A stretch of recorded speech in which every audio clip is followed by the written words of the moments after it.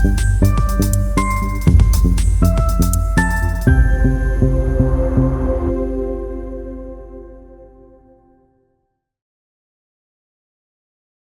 everyone, and welcome back to Miles Beyond the Page. I'm your host, Michelle Miles, and this is the show where we dive deep into the world of writing and publishing.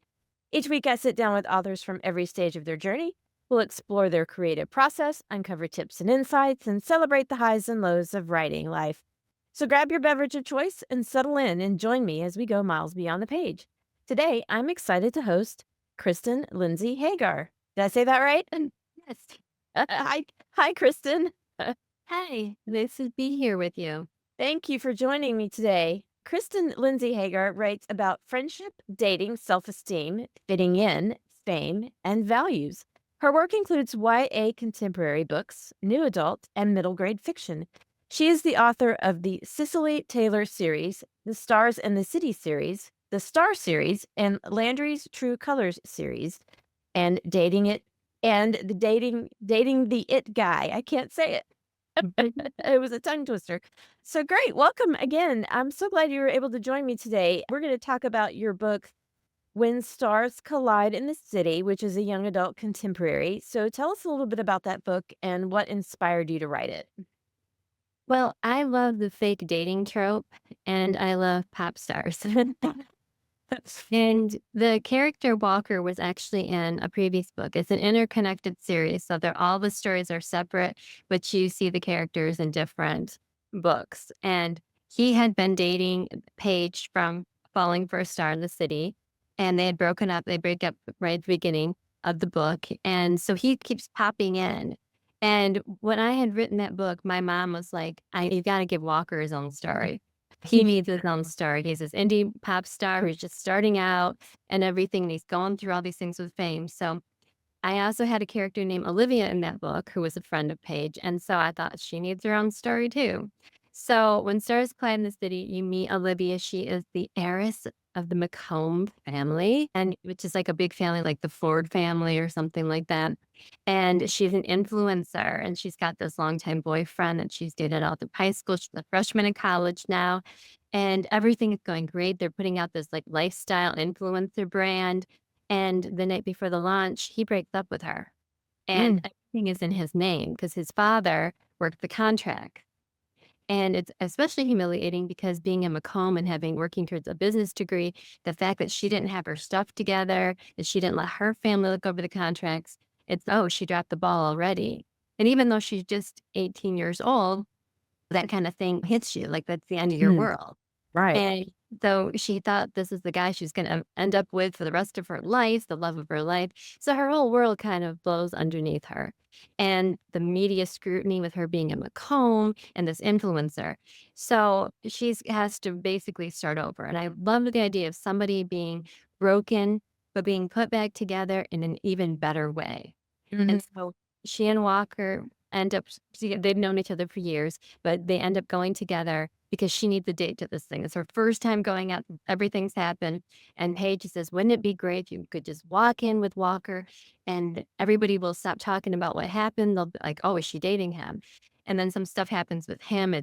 She has an embarrassing moment at there and they end up fake dating. And I loved writing the cute dialogue between them. The relationship with them develops so cute. He's at the point now where he's a little bit jaded Mhm. with like the lifestyle with the pop stars and stuff like that. And he's realizing that like his value system is different when he's had a lot of changes. She has a lot of changes and they're good for each other. And Yeah. so many times in romance, you don't read about like the healthy relationships and stuff like that. And they both help each other out that way and they help each other grow. And it's really a journey. And I just I hated to see the book end. I loved these two so much. I was like, oh my gosh, can I just write these two forever? I think those are the best books, really, is those that you just never want them to end. You're just loving the story. And this sounds like a lot of fun. And this is part of a series. So what book number is this in the series? This is book 3. Okay. And can you talk a little bit about the other two books? Just briefly talk about what those are about. Sure. Book 1, how it actually started is I had my Cecily Taylor series, which is the character who gets to date her favorite pop star, the singer-songwriter that moves her soul. And in book 3 of that series, it was called Cecily in the Series, she gets to audition for a soap opera, and she ends up being on the soap opera, which if you read my Star series, you know the girls in that book are obsessed with this show called Charmed Lives. Mm. When I was writing Cecily in the City, I was like, "Oh my gosh, I'm going to have all the people that these girls have read about in the book, you're actually meeting them." So when I was finished with the book, I was like, "Oh, I love this world I created. I don't wanna leave it." But I didn't really wanna write another Cecily book at that time because I felt like, yeah, I had more to do with her, but at this point, I just wanted to be in that world, and I thought, "Hilarious story." So book 1 is one of the actresses from Cecily in the City, Valeria Joseph, and I took the Stars in the City, the title and the series name, I took from the Star series, so it's connected, and then Cecily in the City, so Stars in the City, and I gave that the first title. And in this book, Valeria Joseph, you think she hasn't made. She's got this great career. She's a teenager on a soap opera. She's beautiful. And then you see how her ex-boyfriend, who she has to deal with every day at work because he's her love interest on the show, that brings up a lot of drama because he cheated on her with the co-star, and they've been broken up, but she's still gotta work with him every day, and she's got all these things because with social media, people attack your looks. A magazine compares her, and with a "Oh, if you have this flaw like she does, you could do this with your makeup to look pretty," and everyone's seeing this and comparing her to other actresses, and she is dealing with all the stress and pressure, and she runs into the love of her life from high school that she left behind, and he's Mm. now going to college in New York City, a little further away, but close enough that you could take a bus. They run into each other on the street, and of course, he's a little bit on reserve because of how they broke up. He thought she got too big for him, but that's not what happened. And basically, they get back in contact because she does an interview about her best Valentine's Day gift, and he sees it, and he goes through a situation where he's on the road with his basketball team, college basketball, and there's an earthquake, and it really shakes him up, and she talks him down, so she breaks through that wall that way, Mm. and it's just so much fun to write them, like, reconnecting and everything, and then you meet other people, like, the other pop stars and soap stars and other athletes, and then the second book, Falling for a Star in the City, one of her co-stars and best friends, Paige, who okay, so Lance was the guy, the bad boy from the soap opera, and Valeria's the girlfriend, Paige was going to be his secret sister that you're gonna find out about. Being a bad boy, he had a little bit of an argumentative thing on set, and he was screaming at people, and so they put him on reserve. Like, he has to go to anger management, and so everybody who was involved with this storyline gets put on hiatus. So Paige, she's just starting college, and they tell her, "Okay, you're gonna be on hold until Lance gets it together." But she has to do something for school credit. So she does this internship at a TV station in journalism, and they put her in sports journalism because she helps a sportscaster out, and he becomes a mentor to her. It's a really sweet relationship. And through this, she meets this hockey player, college hockey player, and he just got dumped, and he's got trust issues. And her boyfriend, Walker Vinton, the pop star, just got discovered after all these years, right after she breaks up with him. And because she thought he was being selfish, and right after that, she finds out that, like, basically 2 seconds after they break up, he finally gets discovered, and his new album is all about their relationship and breakup. Fascinating. And so when everybody else is on the upswing, she feels like she's starting from scratch. She and Victor, they connect, they become friends first, and it's really a sweet thing, and I really loved that one too. I didn't wanna leave that one behind either. Are these sweet romances? Is that how you would describe them? Yeah, so I know that those are really popular right now too, sweet romances, and I love that. These sound like a whole lot of fun. So I know you sent me your one of your books, the When Stars I can't even talk today. When Stars Collide in the City, and I'm really looking forward to reading that, so that's definitely in my to be read pile. So talk a little bit about what inspired you. You said you loved pop stars and things like that. What sort of inspired you to write about those? I really read the books that I wanted to read, and I like the whole idea of, like the Cinderella kinda thing, but also what I like to do too is take characters who it seems like they have everything. and show you that no, they have their own set of problems too. Like it's not, and nobody has a perfect life. Nobody gets the golden ticket of life, but they just skip through suffering and everything else. And sometimes the higher up you are, the further you have to fall. And falling off that pedestal can be real difficult. So Yeah. I like doing things like that. I always put humor and self-esteem issues because I think, especially with social media, I think it's something we all deal with at every point of our lives, not just teenagers. And so it really, kind of inspired me is the soap opera thing with the fun thing. Like these young girls, it looks like they have it made, but all the things they have to deal with social media pressures and then the pop stars. And what surprised me is when I was doing research for the Cecily Taylor series with Andrew Holiday, the pop star, the curtain inside guy, singer songwriter. I did a lot of research, and I was a journalist, so I had interviewed people too. And so there were things I picked up on with sports stars and with celebrities and things. But I did all this research, and I kept finding that so many of the well-known singers anxiety and Mhm. the deeper one, because I didn't wanna just deal with pop stars, I wanted to have a big, huge range to take from, to learn from, and I was so surprised. I'm sitting here like Marvin Gaye dealt with anxiety, like, who would have thought? And the further I went into it, I was seeing different names, like George Michael went through anxiety, and then I was doing sports research for something down the road. Although sometimes I do sports research and for athletes in a different sport than the sport that I'm writing about, because I have like a basketball romance, hockey romance, another hockey romance coming. And I found out Troy Aikman was dealing with anxiety. And who would have thought Troy Aikman would have dealt with it? So there was this thread that I kept finding. And the more I saw it, the more I kept going down that road. And I thought, wow, if everybody's dealing with this, we need to be talked about more.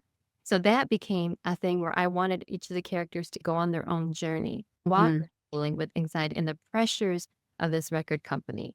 And then Andrew, like he cannot handle doing like radio interviews. He just breaks into a sweat and they wanna give him this, like, expensive suit to wear, and he's, "I'm going to soap right through it, they're gonna take it back, it's gonna be disgusting, it's gonna be embarrassing, I can't do this."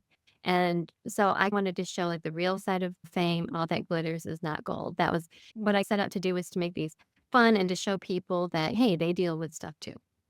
That's incredible. I love that, and it just makes it so much more real, I think, when you have that sort of thing. Did you consciously decide on this genre that you wanted to do what young adult contemporary, or did it find you through that research?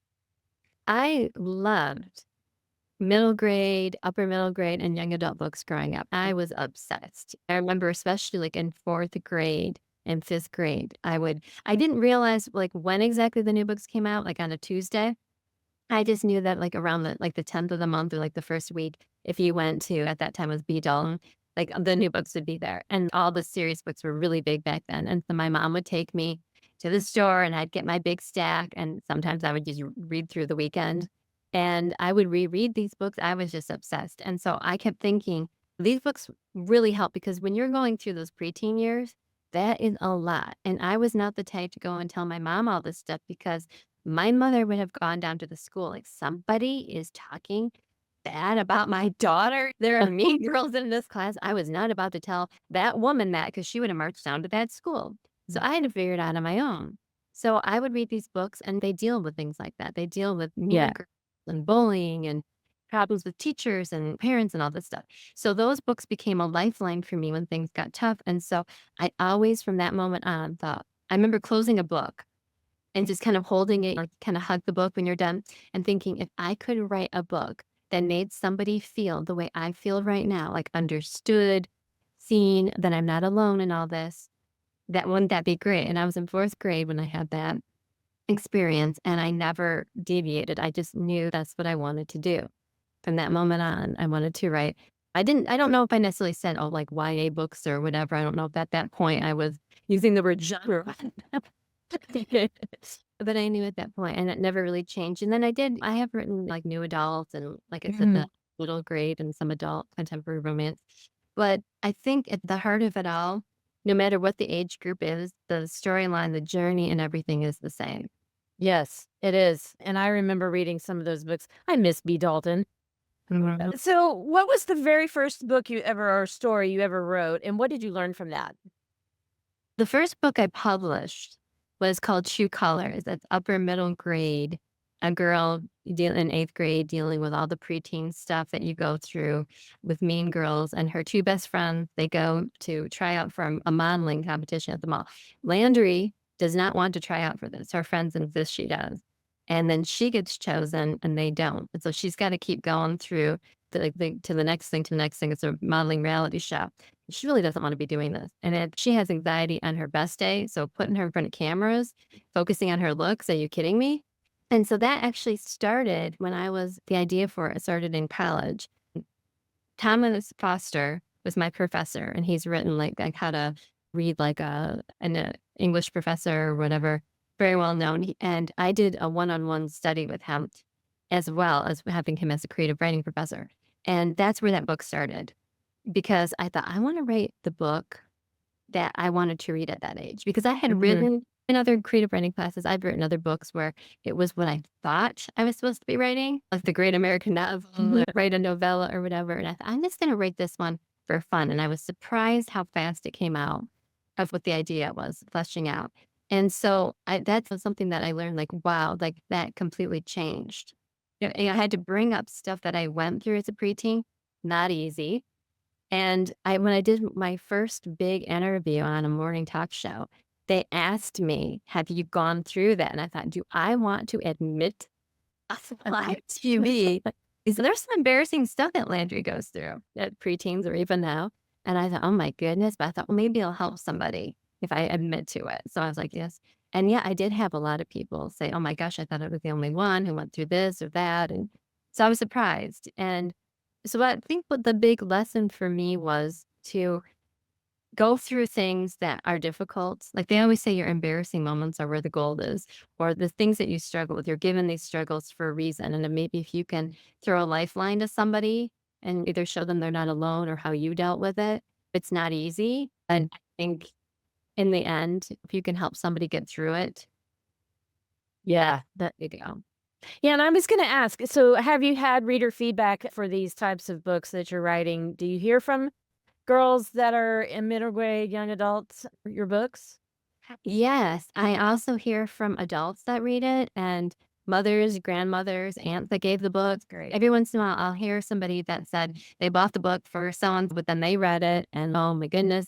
There was one situation where a mother, gave the book to her daughter and her daughter's friend group because her daughter was getting pushed around by some of the friends. And so she thought these little girls are going to read this book. They were preteens. She thought these girls were going to read these books. I thought these little girls, which I don't call them little girls, but she did. I thought these little girls were going to read these books and start treating my daughter right and realize what they had been doing. But what happened was the girls that had been pushing her daughter around saw themselves more as the victim. Really? That's And they interesting. Yeah, and they came to her because they thought, "Oh, she gave him this book, like, maybe she saw something, like, she was gonna be, like, in their corner," and they started talking about all the stuff that they were going through, and she did not expect that, and so then it Yeah. started to make sense of why the girls were acting the way they were, trying to have a little bit of control over some situation in their life because they felt picked on. They were dealing with things, and she didn't expect that, so that was interesting, and I've had people who have said that they still have scars from growing up Yeah. with things that happened when they were like mean comments that were made. We all get those as Sure. preteens. And they said that when they were reading the book, they just intended to read it for fun. They said there were so many things that they still hold. But when they were seeing how Landry or Hadley or Emmy or whoever was dealing with it, they thought, oh, I can so clearly see the motivation behind the mean thing out of jealousy or out of insecurity. But when I was that age, I couldn't. And it helped heal them. It helped them realize that the person that was so awful, it might not have even been that they thought that this person was whatever the insult was or Yeah. whatever the mean comment, the passive aggressive thing. It might have just been something on their end. Or like with a relationship, I get people who say, I didn't realize the reason I was acting this way in the relationship is because I was scared. This girl was dealing with, she felt she was pushing her boyfriend away. They were having some problems, but I really love this guy and she read Dating the It Guy, and she sees Emmy putting up these walls because Emmy's afraid to get hurt. And she's, I didn't realize that's what I was doing until she went. And I was like, oh wow, that's really cool. And sometimes you do get comments like that, or Yeah. I Well, I had storylines in there with grandparents dealing with Lewy body Parkinson's with dementia and how that affected him. He had these boyfriends. His grandpa goes through some of that sort of thing. And every kid is dealing with things like this. So, Yes. yeah, it's really cool to find out that you're a part of, whether it be an adult or a kid or a parent coming to you, Yeah. to find out that they had some kind of progress or Yeah. something. And I didn't expect that. I love that you're connecting with readers like that too on that level. That's really amazing, and it really is a testament to your books, I think. And I don't want to run out of time, so I want to talk about your writing process a little bit. So tell us what a typical writing routine looks like for you. I don't have a typical writing routine. Especially now that I moved, I'm still trying to find my office in this place, like where everything's going to be. But I write in notebook. I find that I do better that way. I get inspired by music, TV shows, movies, but music is a big one for me to get inspired. Reading, I find reading very therapeutic. And I guess I spend a lot of time in La Land in my little daydreams. I think we do as writers anyway. Our heads are always in the clouds, right? And I'm no different than when I was back in school in math class where I used to hide a piece of paper under my notebook or I'd flip and I'd be like writing through. And then I remember one time I got called to go to the board Oh, and I had no idea what we were doing. And I was wearing colored contacts at the time. So I had been like looking down. So I had the purple contacts. Okay. I had been looking down and colored contacts probably have come a long way. But at that time, if you weren't blinking and focused, when you looked up, it went over like a zombie type thing. You can't see the board. And I'm getting called up in a class where I never know what's going on. To go to the board. Are you kidding me? Oh, like nightmare. And I remember this little voice coming out of me, croaking out. And I said, I can't see right now. And I remember him looking at me and he's like, okay, I guess if you can't see, you can't see. And he just moved on. I think he knew that there was something going on there. And because I was in my own world writing yeah. story. And I was like, I don't even know what's going on. I can't go up there. Yeah, And I'm laughing because I did the same type of things. I distinctly remember sitting in Algebra 2 class writing short stories. So let's talk about a little bit about do you have any tools or techniques that you use to overcome writer's block or anytime when you get stuck? yeah, like I said, the music, I have like little things. Sometimes like I use Pinterest or just like a file I save or pictures of people that kind of look like how I picture the characters. And so sometimes I will go back into that, or I will take a lot of times I'm very visual that way, where I will find like a YouTube video of some athlete or actor doing some kind of interview, and there'll be something with a facial expression or a mannerism that takes me into the character. And it'll be very strange because I remember people will say, "Who inspired so and so?" Davis St. James, the college basketball player from Stars in the City. Originally he was going to be a football player. I was going through a lot of research for this, and there was this football player that I had a crush on back when he was my favorite football player, Daryl Johnston, Moose Johnston, back in the day. And I was watching work interviews and stuff, and there were certain mannerisms of him that I would picture when I was writing the Davis character. And I've never said who Davis was, and I regret that I just did. So, end of interview. But that would help. Okay, so if I was writing something and I was like, okay, I got to get back in the scene, I would go to YouTube, find one of his interviews or something. And it had to be like a certain point. There's a certain look, there's a certain period. And like for Victor, that was actually inspired by a soccer player from a different country.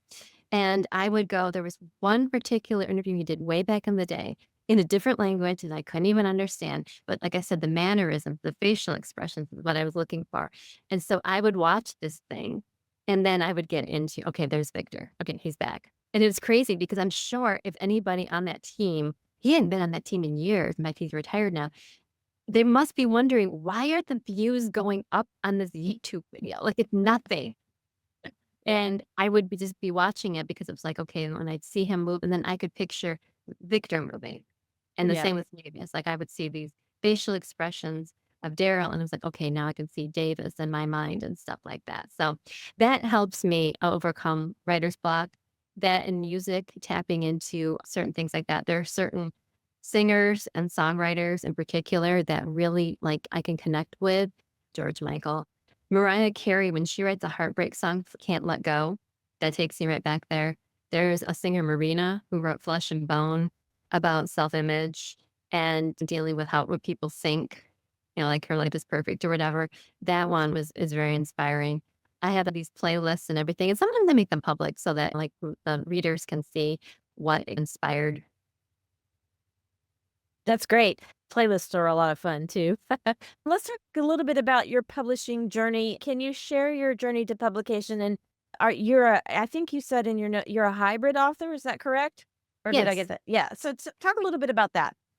I started off probably like everybody else with the query letters and everything. I had been a journalist and I was still doing that at the beginning.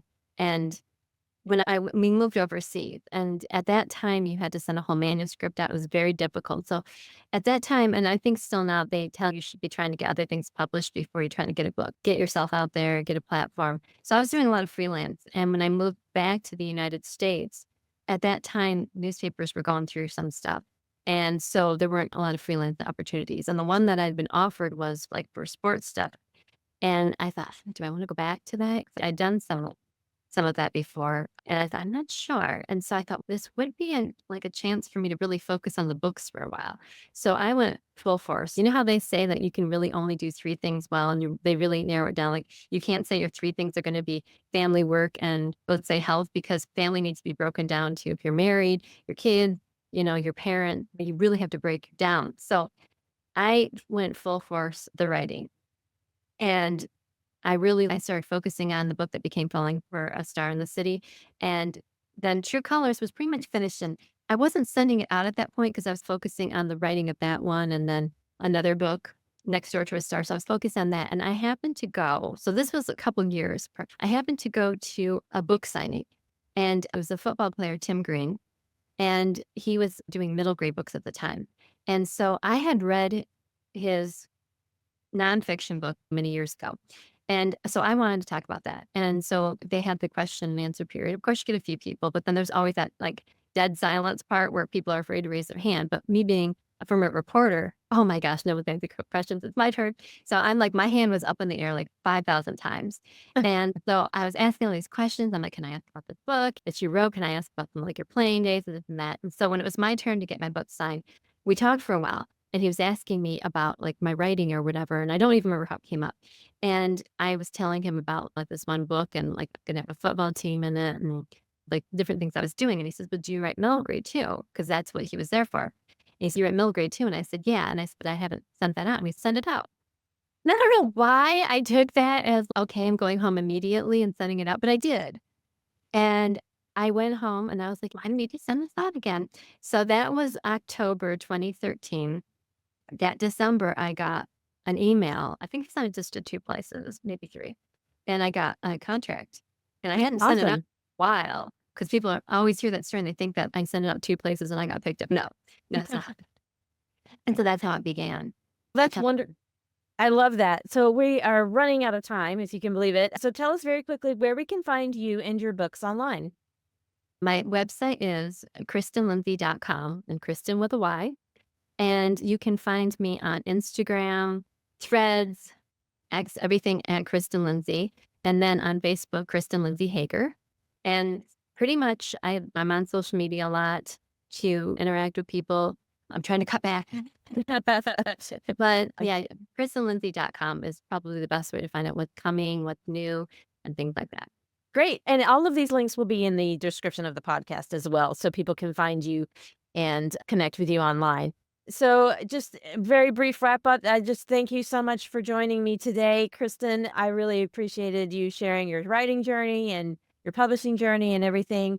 And I will also have the information for the When Stars Collide in the City in the description podcast. So a huge thank you to all of you who are watching and listening.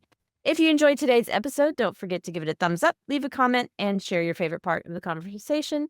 Make sure to subscribe to the channel and hit that notification bell so you never miss an episode.